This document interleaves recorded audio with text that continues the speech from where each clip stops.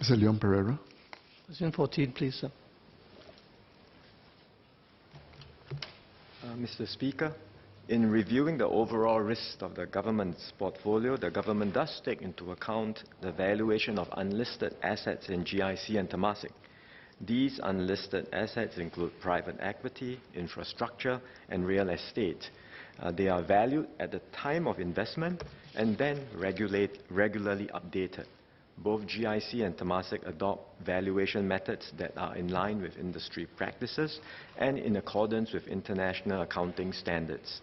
This includes independent valuation from valuation firms and testing for any potential impairment. In addition, the entities are subject to an annual independent audit. As part of the audit, their auditors assess the reasonableness of the methodology used to value the entity's assets, including unlisted assets.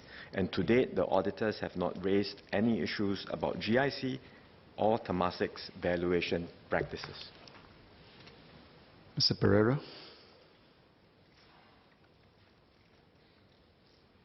Thank the Minister for his answer. Just one supplementary question. I think if you look at valuations of unlisted assets in the private equity sector, these valuations, which are done according to standard accounting practices, have been associated with a certain amount of volatility and change over time.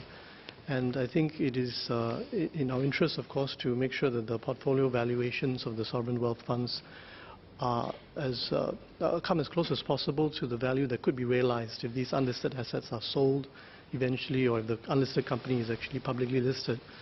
So in the interest of achieving that kind of realism, would the government consider requiring the sovereign wealth funds to also, in addition to publishing portfolio valuations based on these accounting practices for unlisted asset valuation that the Minister described, also publish a more conservative figure for valuing the unlisted assets based on the cost of the acquisition, so as to serve as a kind of check on the extent to which that valuation would be realizable in the future? Thank you.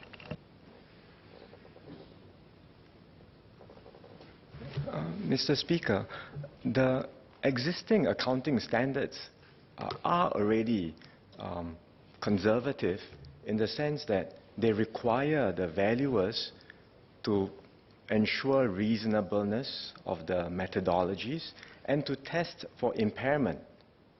Right? So even in private equity, the initial cost of investment is used as book value, but subsequent to that, you can test for subsequent valuations because there will be other rounds of fundraising which allow you to have a market test of where the valuation of the underlying entity is.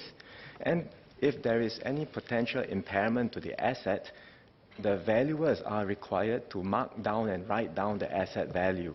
So these are established accounting standards for valuation of private equity, which, as I've said, GIC and Temasek fully comply with.